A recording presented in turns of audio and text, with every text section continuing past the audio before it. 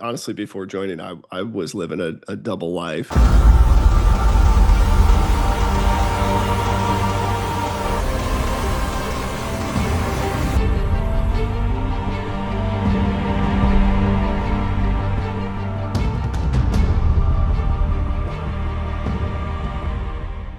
Hey, F3 Omaha, welcome to this week's Q-Source TV, where we explore the manual of virtuous leadership, or Q-Source.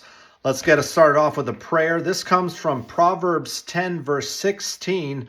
The wages of the righteous is life, but the earnings of the wicked are sin and death. And I think that really says it all right there. No reason to expand on that. We'll get into that a little bit more with our TWP, this week's principle, practice, or philosophy from Q-Source. And that is, of course, Daily Red Pill, the daily commitment to accelerate fitness, fellowship, and faith. And like this week's prayer, when you're advancing those three F's, you're really living a fulfilling life. It's hard to accelerate fitness, fellowship, and faith and not have a lot of fulfillment and live a great life. Whereas if you ignore these things and you're living in sad clown land, well, then it almost feels like you're kind of dying already. You're dying inside. Still, I gotta be the sad clown. Couple passages from Daily Red Pill I'd like to read to you that really stood out to me. To obtain proper personal alignment, he must stop seeking to seem and determine to be. Ain't that the truth? And also, a hymn is focused on preparedness, absent any concern of how that appears to the world. The reason why these stood out to me is I just love that phrase, stop seeking to seem and determined to be. And the chapter gets into being a mascot, which is pretty self-explanatory. On the surface, you're a certain kind of person, or you think you're a leader for your family or in your other relationships, but really, you're just acting like one. You're not really being one. You're just seeming to be one while not being one. That's really something that resonated with me. And then also not caring what the world thought. If you're trying to attain goals and be prepared and live out the life of a high impact man, you don't really care what the world thinks about or what they say about you as you're pursuing that, assuming you're pursuing that in the right way. What really resonates for me when it comes to Q-Source in general and also Free to Lead is so many things ring true as I'm reading them, and it's things that I've felt inside of me, either with F3 or prior to F3, where I'm almost being called out sometimes on some of the negative things that I've been changing in my life, or some positive reinforcement for ways that I think I've improved and ways that I can continue to improve that give me so much confidence in this manual and how it's going to make me a better leader for my family, for my community, and ultimately how it's going to prepare me for my mission. For me and the Lord, we got an understanding. We're on a mission from God. When I was reading the chapter on DRP, I couldn't help but think of the movie The Hurricane starring Denzel Washington. And if you haven't seen it, it's about 1960s boxer Reuben Hurricane Carter, who was wrongfully convicted of a triple murder in Paterson, New Jersey. He ended up spending several decades in jail as a result of that wrongful conviction. But these scenes that I want to show you, I'm just going to show them back to back. They provide examples of the daily red pill that Carter took to not accept his imprisonment. So the things that you're going to see are him writing his autobiography or talking about writing his autobiography, which he did on a daily basis until he was able to publish it and get it out into the world. He refuses to wear the prison clothes that everyone else is wearing because that would basically accept his confinement and accept that he was convicted of a crime, but when he really did not commit that crime. And also taking care of his body, which will really resonate with F3 guys. But you see that he is going to take care of himself first and really stay in shape and get his fitness right, which he obviously knows how to do being a boxer. But he has a daily commitment to keep that going while in prison. And then as far as telling his story through writing his autobiography, again, these are just little daily things that he does. Every morning he makes this decision to do these things to let the prison know and to let himself know, and probably ultimately his savior know, that he is innocent, and he will keep that idea in his mind, because if his mind is free, then the prison walls cannot contain him. Check it out. From that moment on, I decided to take control of my life. I made up my mind to turn my body into a weapon. I would be a warrior scholar. I boxed. I went to school. I began reading W.E.B. Du Bois, Richard Wright. So I gave up all the worthless luxury that most inmates crave. The girly books, cigarettes, the movies, I hated them. When I started writing, I discovered that I was doing more than just telling a story. See, writing is a weapon, and it's more powerful than a fist can ever be. Every time I sat down to write, I could rise above the walls of this prison. I could look out over the walls all across the state of New Jersey.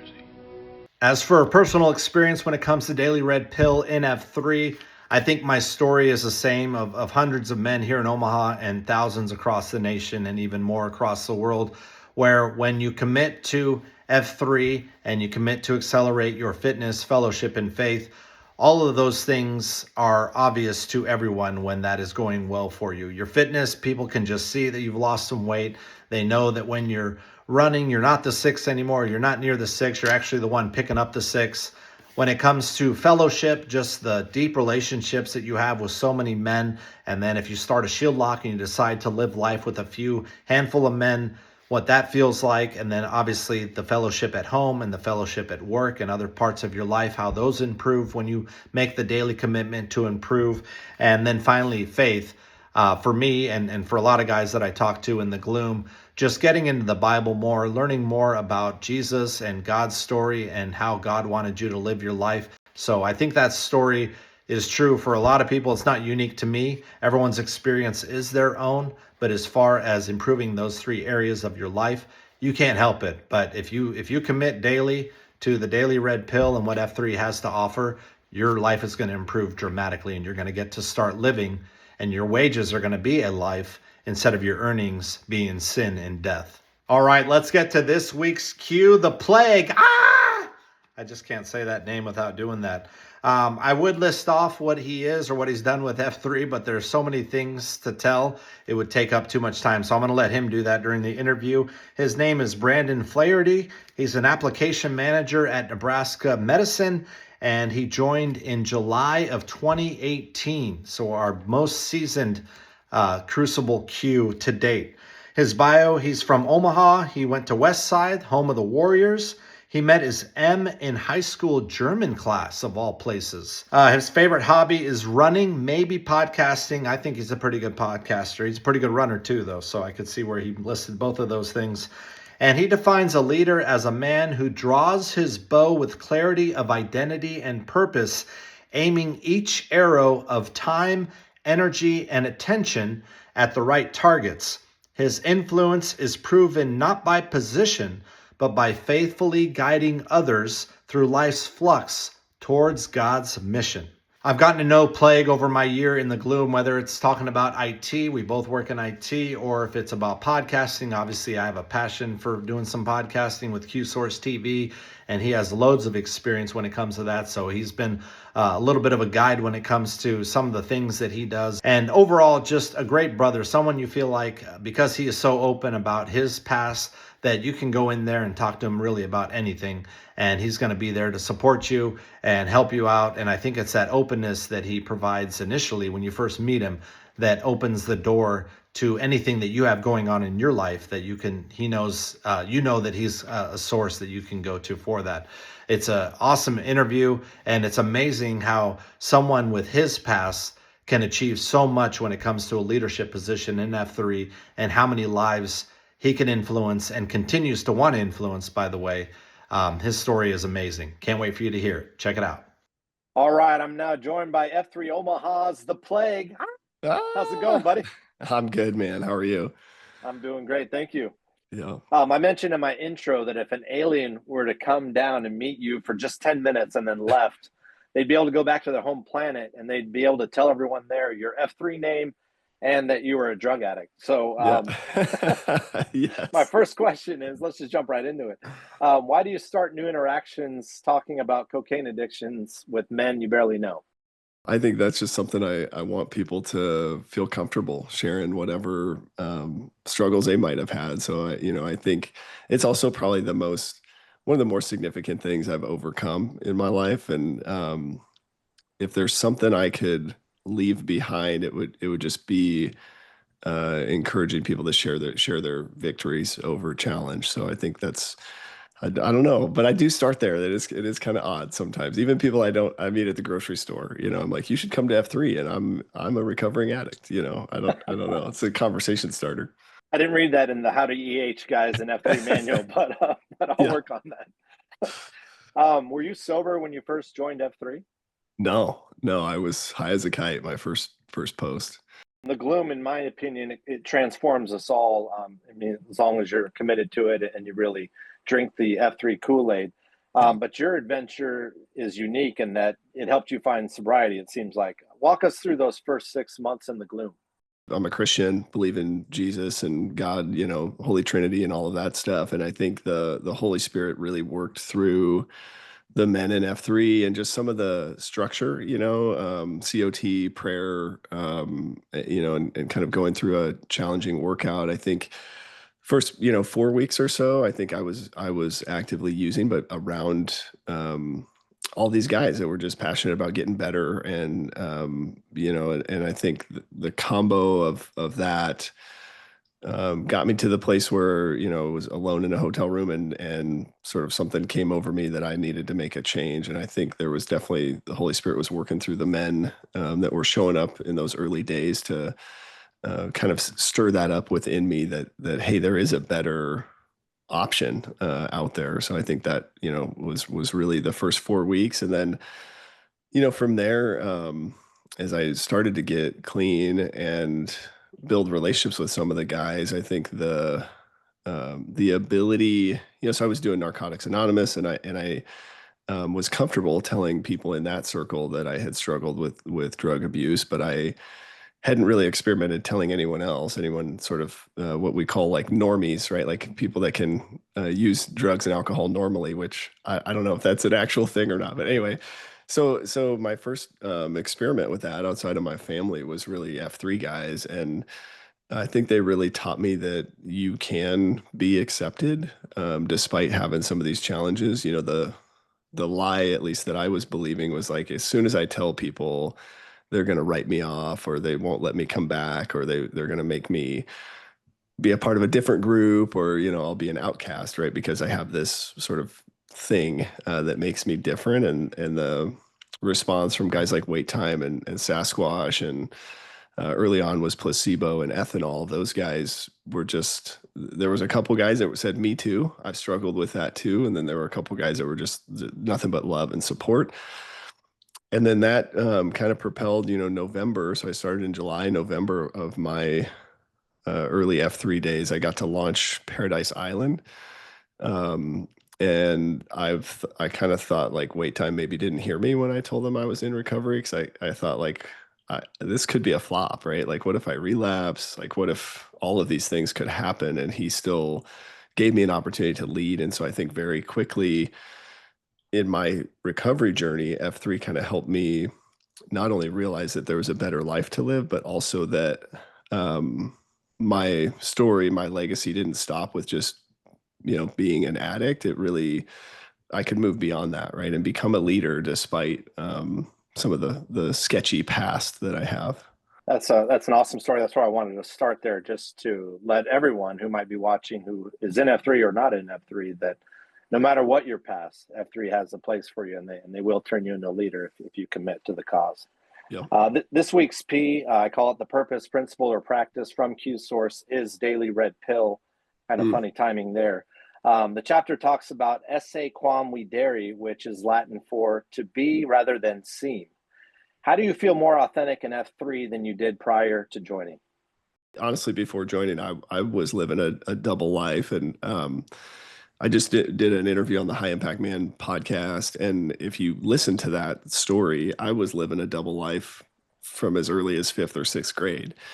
And I think, partly becoming clean and then partly just becoming more and more comfortable with who I actually am. I think F3 um, just was a vehicle and has been a vehicle to just know that I'm accepted no matter what's going on. That may be why I'm so open about my struggles. And then the other thing I would comment on that question is, I spent most of my life struggling with trying to find acceptance or validation from really whatever I could find it in.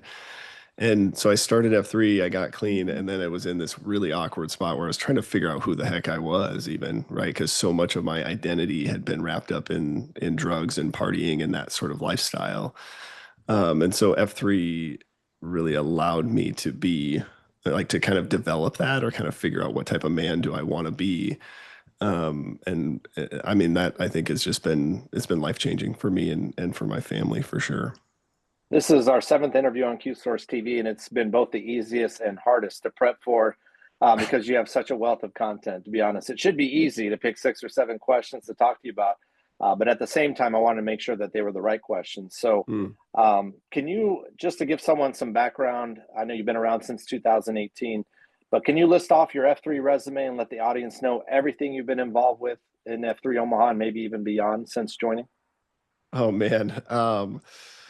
Oh, let's see. So it started July 2018. I have always sort of been helping behind the scenes with the website and most recently with some of the PaxNet stuff. I'm sort of IT light by trade. Like I work on the front end of clinical applications in my day job. And so I do, iMac, let's be clear, does all the work for PaxNet, but I do some of the like let's put together a presentation to get people to use the thing type of stuff. But I've always been involved in the website since day one.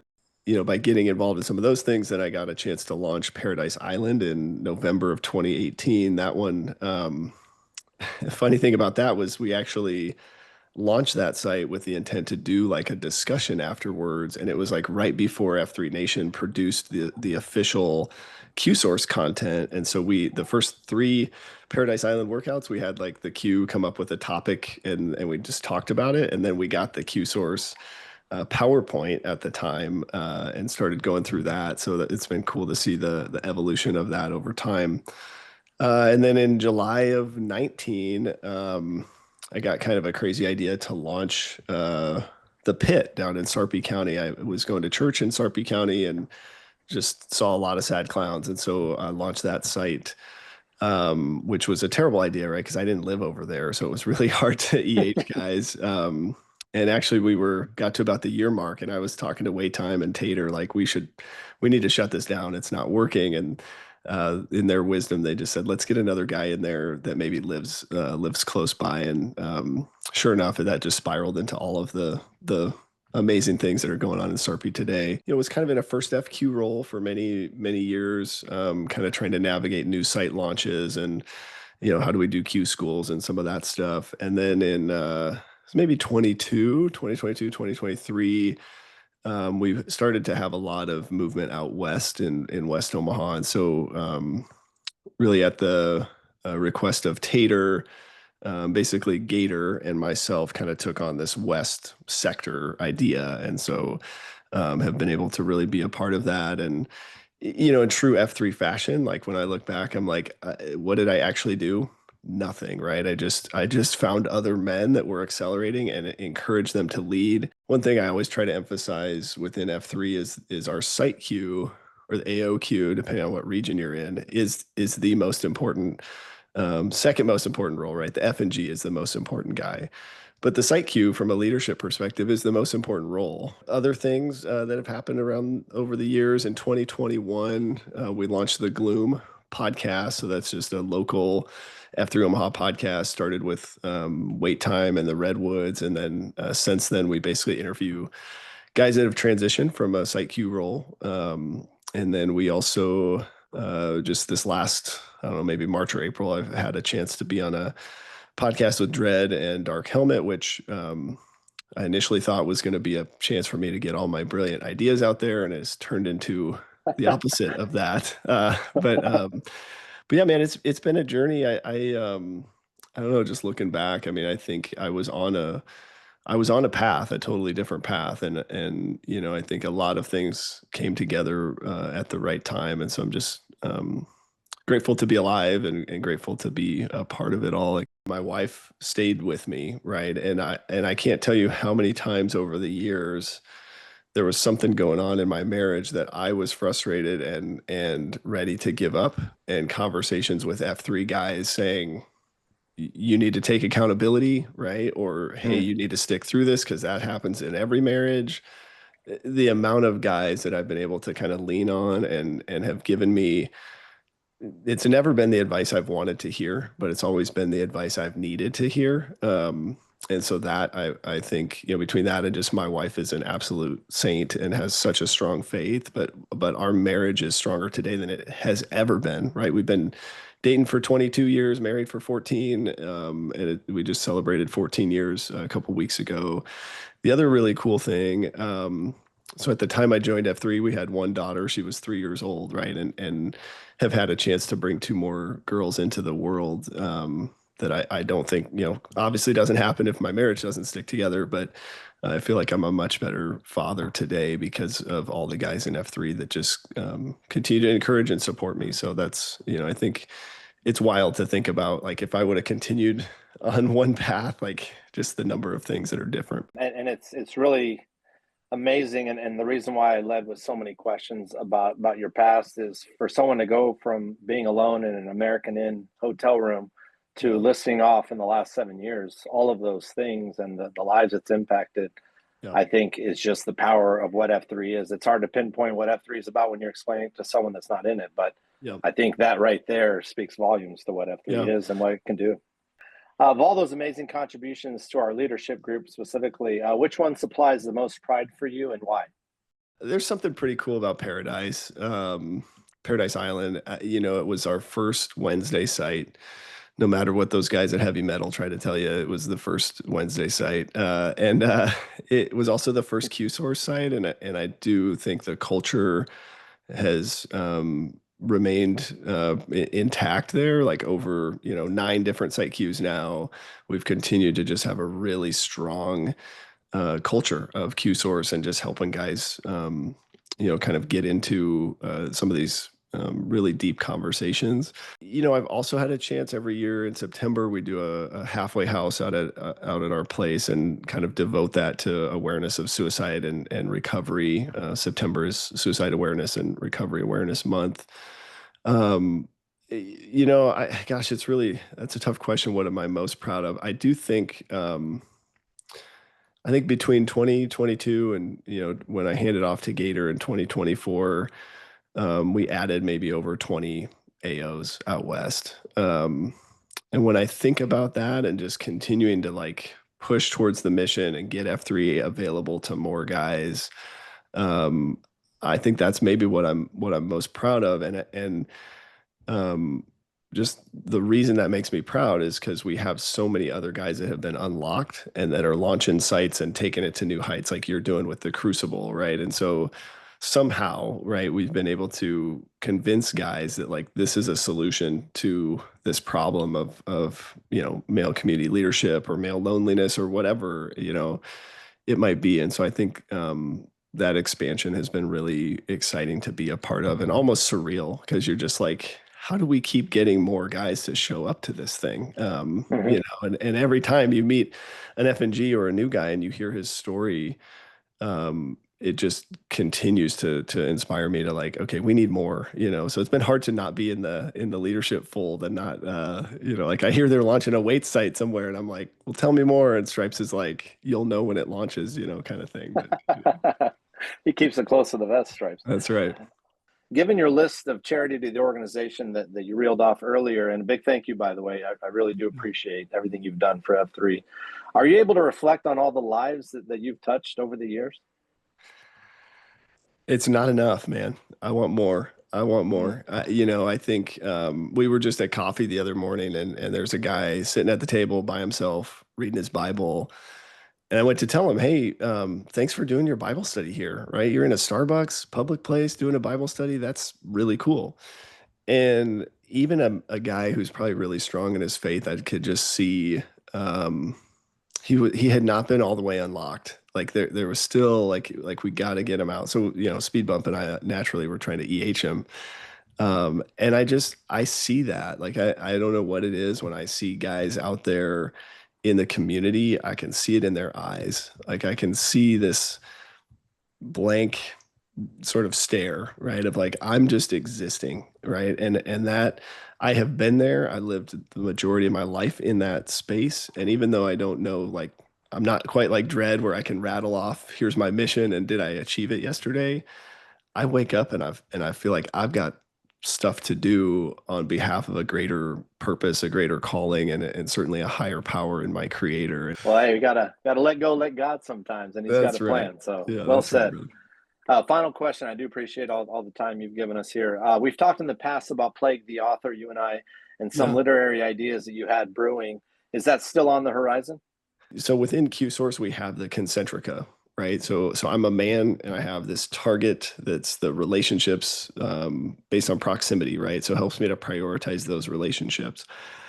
I would love to do, almost a prequel to that is sort of dive into some topics that are, identity, purpose, right? So the concept is the archer. Who am I as a man? And then there's also sort of this idea of my arrows, and have kind of come up with this concept that those arrows are my time, my energy, and my attention, right? So if I can sort of know who I am, know what I'm here for, and then use my time, energy, and attention to aim at that target, then you can be more effective.